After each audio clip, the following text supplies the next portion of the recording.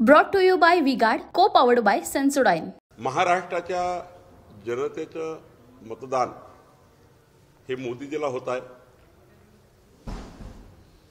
जनता मोदीजींच्या विकासनामा वचननाम्यावर मत देत आहे. 14 एप्रिल 2024ला महामानव डॉक्टर बाबासाहेब आंबेडकरांच्या जयंतीच्या दिवशी विकसित भारताचा वचननामा मोदीजींनी दिला आहे. आणि या वचननाम्यामध्ये ज्या पद्धतीने सर्व क्षेत्रामध्ये मोदी सरकार काम करणार आहे आणि मोदी सरकारवर गॅरंटी आहे. जसं मागच्या 14 आणि 19मध्ये जे वचननाम्यामध्ये ज्या बाबीचा उल्लेख मोदीजींनी केला होता ते सर्व कामं मोदीजींनी पूर्ण केले. आणि पुढच्या काळामध्ये मग 3 कोटी लखपती निधी असेल, 4 कोटी नवीन घरकुलं असेल, 40,000 किलोमीटर नवीन रस्ते असतील, हा जो वचननामा आहे या वचननाम्याला जनता साथ देत आहे. जागा वाटप पूर्ण झालंय, मात्र अजूनही नाराजी दिसते. काल किरण सामंतांनी उदय सामंत यांचे सगळे पोस्टर काढून टाकले. त्यांना लढण्याची इच्छा होती. नारायण राणे हा उमेदवार तुम्ही तिथे दिला म्हणून नाराजी दिसते. नाही, अनेक ठिकाणी असं होत असतं. प्रत्येकाला असं वाटतं मला निवडणूक लढावी आणि कार्यकर्ते समर्थकाला वाटतं. पण साधारण महायुतीच्या राजकारणामध्ये काही कमी जास्त करावं लागतं. ठाण्याची जागा आम्ही मागितली होती, शेवटपर्यंत आम्हाला मिळेल असं वाटलं होतं, पण ठाणे सीट आम्हाला मिळाली नाही. तसंच अनेक सीट आहे. नाशिक सीट ही राष्ट्रवादीला जाईल असं वाटलं होतं, पण महायुतीच्या राजकारणामध्ये जेव्हा सिटिंग सीट आहे, नाशिक असेल, ठाणे असेल, या शिवसेनेच्या एकनाथ शिंदेंच्याकडे असलेल्या काही सीट आहे. पालघर आता आमच्याकडे येत आहे जवळपास, हे निश्चित आहे. तर त्यामुळं कमी जास्त करत करत आम्ही महायुतीचा धर्म पाळला. आणि त्यामुळं आमच्यासोबत आलेले अजितदादा, एकनाथ शिंदेजी यांना आम्ही मोठ्या भावाच्या भूमिकेमध्ये, त्यांनीसुद्धा लहान भावाच्या भूमिकेमध्ये महायुतीचा धर्म पाळण्याचं काम केलं आहे. महाविकास आघाडीमध्ये ठाकरेंचे 5 खासदार असताना त्यांना 21 जागा मिळाल्या, मात्र 13 खासदार असताना शिंदेनं केवळ 16 जागा मिळाल्या. 5 जागा कमी त्यांना मिळाल्या. 13 खासदारच शिंदे साहेबांसोबत महायुतीमध्ये आले होते आणि तरी ते 15 लढत आहेत. त्यामुळं त्यांच्याही भर झाली. अजितदादा 42 आमदार घेऊन आलेत. त्यांच्यामुळं 42 आमदार अजितदादासोबत आहे. त्यांचा एकच त्या ठिकाणी खासदार त्यावेळी आले होते, सुनील तटकरेजी. त्यांना साधारण 5 सीट गेल्या आहे. त्यामुळं 42 आमदार आहे त्यांच्यासोबत. जरी आपण एका लोकसभेत 6 आमदार पकडले तरी 5 सीट 6 सीट त्यांच्या नक्कीच होतात. आणि त्यामुळं असा विचार करता येत नाही. महायुतीमध्ये मोठा विचार करावा लागतो. त्यामुळं 13 आल्यानंतर 15 सीट एकनाथ शिंदेला मिळाल्या, त्यांना कमी नाही मिळाल्या. काल फडणवीस असं म्हणाले की ज्यावेळेस हे बंड झालं होतं शिवसेनेमध्ये आणि सगळे निघून गेले होते, त्यावेळेस उद्धव ठाकरेंनी त्यांना फोन केला होता आणि हे सगळं थांबवा, तुम्हाला मुख्यमंत्री आम्ही करतो आणि आमचा पक्ष तुमच्यासोबत घेऊन येतो, असा गौप्यस्फोट त्यांनी केला. उद्धव ठाकरे हे सत्तेच्या लालचेपोटी कुठल्याही स्तरावर जाऊ शकतात. हे महाराष्ट्राचा इतिहास आपण बघितला. स्वतः मुख्यमंत्री बनण्याकरता काँग्रेसचा साथ पकडला. त्यांनी जर थोडा विचार केला असता, हिंदू हृदय सम्राट बाळासाहेब ठाकरे यांनी ज्या दिवशी मला काँग्रेसला जावं लागेल त्या दिवशी माझं दुकान बंद करेल, हा शब्द जर उद्धव ठाकरेंनी लक्षात ठेवला असता आपल्या वडिलांचा, बाळासाहेबांचा, तर उद्धव ठाकरेंनी अशी कृती केली नसती. उद्धव ठाकरेंना पदाची लालसा होती. त्यांना मुख्यमंत्री व्हायचं होतं आणि म्हणून त्यांनी आमच्याही दगाफटका केला. नंतरच्या काळामध्ये काँग्रेसच्या विचाराची त्यांनी संगनमत केलं. सोनिया दरबारात ते जाऊन बसले. सनातन हिंदू धर्म संपवण्याची भाषा करणाऱ्या उदयनिधी स्टॅलिनची भाषा त्यांना आली. औरंगजेबाचं थडगं त्यांनी त्या ठिकाणी स्वीकारलं. आता याकूब मेननच्या कबरीला सौंदर्यीकरण स्वीकारलं. औरंगजेबाचा उदो स्वीकारला. त्यामुळं त्यांनी स्वातंत्र्यवीर सावरकरांचा अपमान त्यांनी बघितला. उद्धव ठाकरे यांनी संपूर्ण ज्या आधारावर शिवसेनेची स्थापना झाली होती, जो आधार होता तो सत्तेच्या लालचेपोटी, सत्तेच्या हवासापोटी त्यांनी सारं सोडलं. आणि शेवटी नीती अशी आहे इथलं इथंच सारं द्यावं लागतं. आणि त्यामुळं जेव्हा सत्ता गेली तेव्हा ती सत्ता कायम राहावी, आपल्या मुलाचं भविष्य, आपलं भविष्य हे कायम राहावं याकरता मग फडणवीस साहेबांनी जे म्हटलं असेल त्याबद्दल त्यांना दोघांना माहीत. पण उद्धव ठाकरे काही करू शकतात, सत्तेकरता ते कोणाशीही जाऊ शकतात, कुठल्या विचाराशी तडजोड करू शकतात, हे मात्र महाराष्ट्राने बघितलं. आता यावर शरद पवार म्हणतात की फडणवीस काय माहिती कपोल कल्पित बोलायला लागले, इमॅजिनरी बोलायला लागले, तर त्यांच्याच ठाकरे गटाचे दुसरे लोक म्हणतात की फडणवीसांची क्रेडिबिलिटी संपली आहे, त्यामुळे काहीही बोलतायत.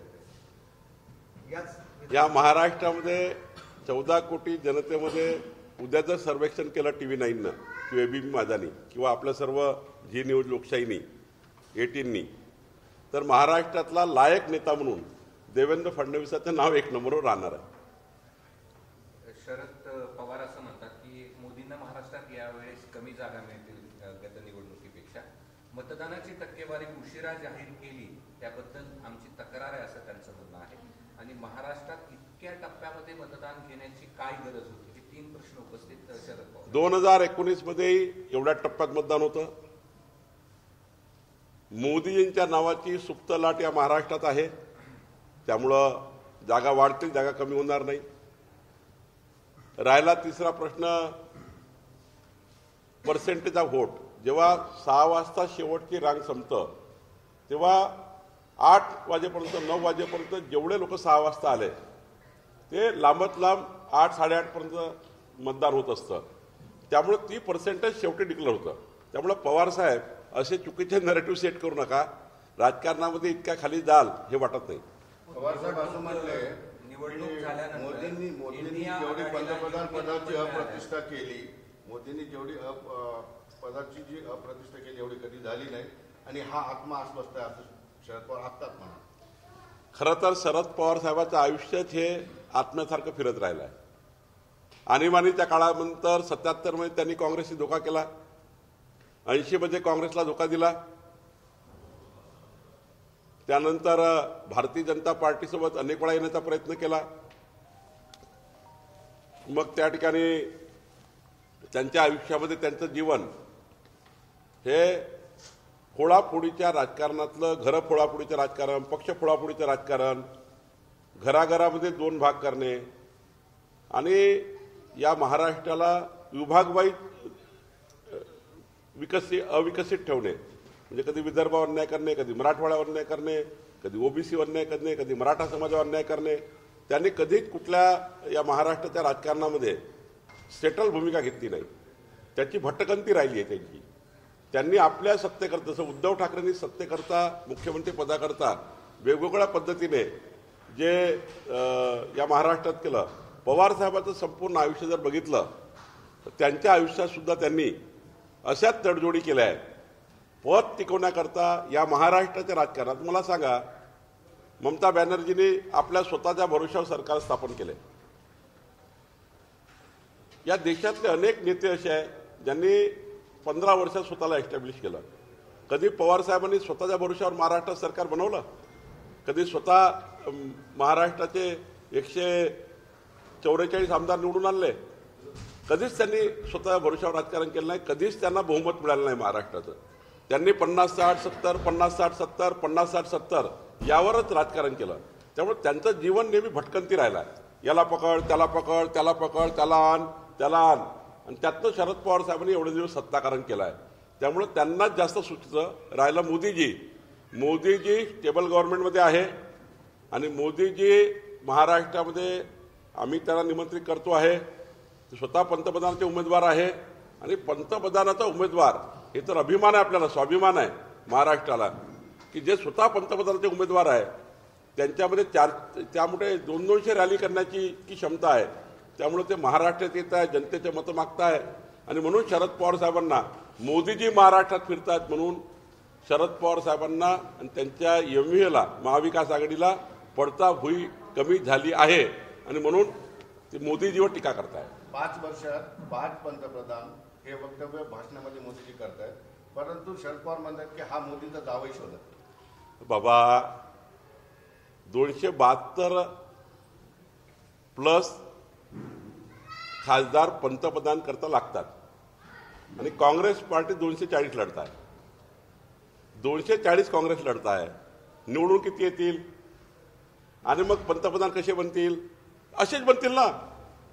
याला पकड, त्याला पकड, त्याला पकड, त्याला पकड, मग 1 वर्ष तू घे, 1 वर्ष तू घे, 1 वर्ष तू घे. जी काँग्रेस 400 लढवत नाही तर 272 कशी निवडून येईल? जे काँग्रेस 240 लढत आहे मुळात देशामध्ये. त्यामुळे तुम्हालाही कळतं काँग्रेस पार्टीच्या त्याचा असा दिवसही येत नाही देशामध्ये. काँग्रेस पार्टी जर स्टेबलच गव्हर्नमेंट देऊ शकत नाही, 240 सीट लढत आहे आणि 272 प्लस प्रधानमंत्री व्हायला लागतात. मग हे तर तुम्हालाही कळेल की काँग्रेस पार्टी ही पुन्हा 1-1 वर्षाचं आश्वासन लोकांना देईल आणि अलग अलग पंतप्रधान बनवतील. निवडणुका झाल्यानंतर इंडिया आघाडीला योग्य नंबर मिळाल्यानंतर पूर्ण सरकार द्यायची आमची तयारी, असं शरद पवार. बारामती सीट वाचवून दाखवा. सध्या त्यांचा जीव अटकलाय बारामतीमध्ये. ते महाराष्ट्रात कुठे फिरत नाही आहे. सध्या बारामती त्यांचा शेवटचा प्रदेश झाला आहे. म्हणजे बारामतीचा तर इंडिया झाला आहे, बारामतीचा आता महाराष्ट्र झाला आहे. त्यांना महाराष्ट्राचं आम्हाला दुर्दैव वाटतं. त्यांना बारामतीच्या बाहेर ते निघू शकत नाही. इतके वर्ष त्यांनी राजकारण केलं व बारामतीमध्ये अटकून आहेत आणि 1 सीट त्यांना एवढी अवघड होत आहे. खरं तर असं त्या ठिकाणी आपलं नेतृत्व असतं की आपण साधा एक व्हिडिओ कॉल जरी केला जनतेला, एक आवाज जरी केलं तरी सीट निवडून येऊ शकतं. अशा अनेक सीटा देशामध्ये की न जाताही सीट निवडून येतात. पवार साहेबांनी एवढे दिवस 45 वर्ष 50 वर्ष त्यांच्या आयुष्याचे घालवले.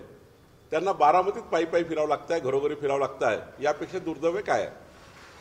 महाराष्ट्रामध्ये पहिल्यांदा मोदींच्या एवढ्या मोठ्या सभा होत आहेत. म्हणजे गेल्या 10 वर्षामध्ये जर आपण पाहिलं, का एवढं का होऊ नये? महाराष्ट्रात येत आहेत. भाजप महाराष्ट्र का होऊ नये? भाजप कमी पडते म्हणून मोदीला का होऊ नये? पंतप्रधान पदाचे उमेदवार आहेत. मोदीजी पंतप्रधान पदाचे स्वतः उमेदवार आहेत. स्वतः या देशाची सेवा केली 10 वर्ष. जेवढं जास्त जनतेला मोदीजी भेटतात त्यांना तेवढी ऊर्जा मिळतं. मोदीजी जनतेची ऊर्जा मिळवतात.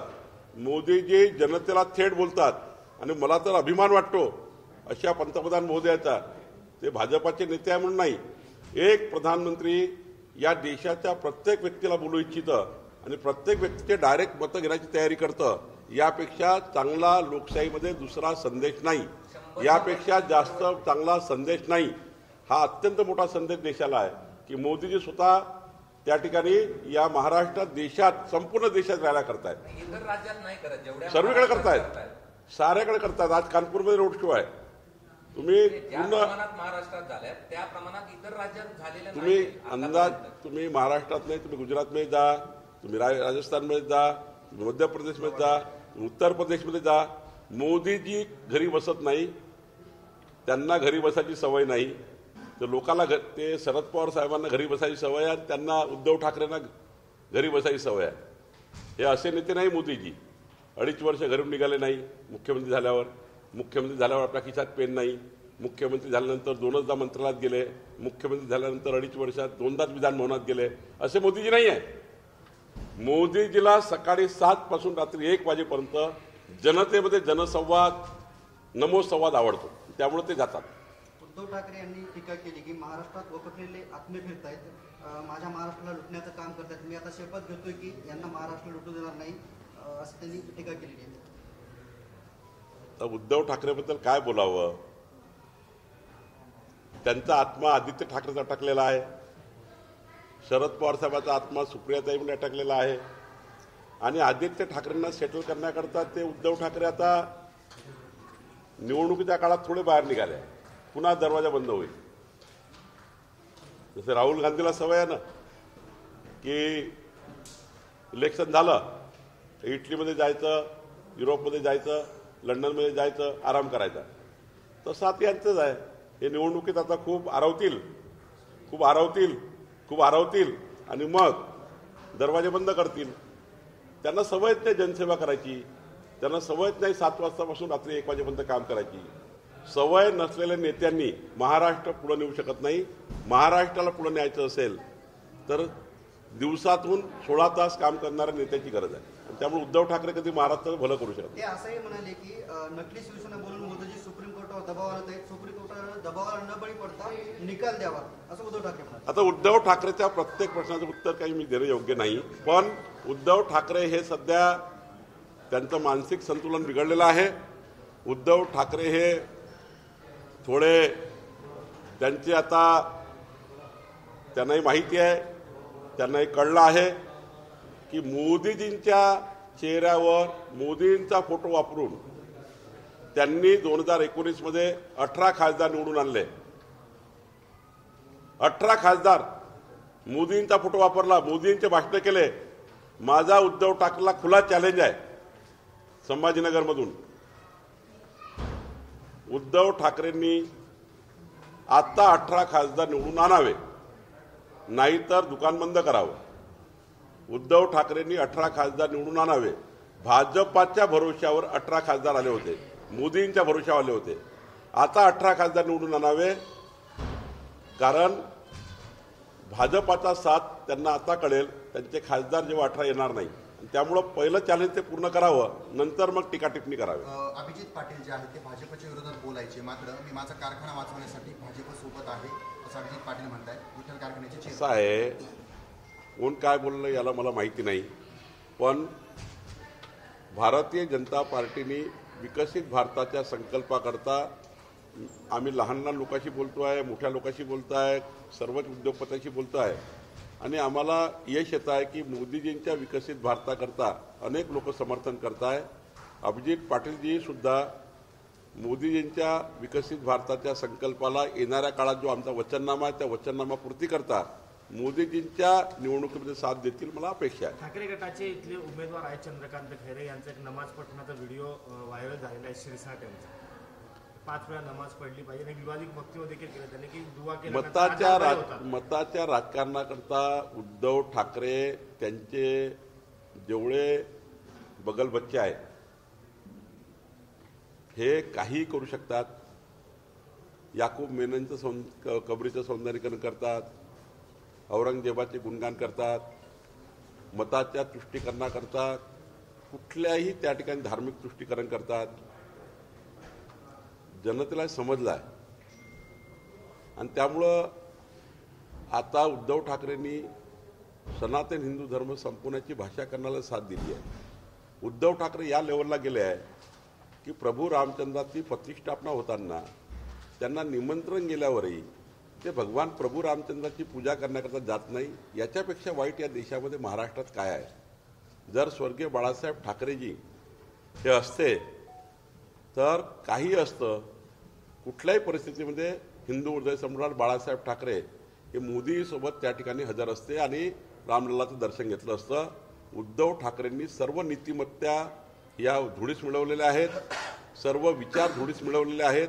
सत्तेच्या राजकारणाकरता त्यांचे बगलबच्चे ते सारे लोक हे या ठिकाणी खरं तर मताचं तुष्टीकरण करून या महाराष्ट्राला खऱ्या अर्थाने कलंक लावण्याचं काम करतायत.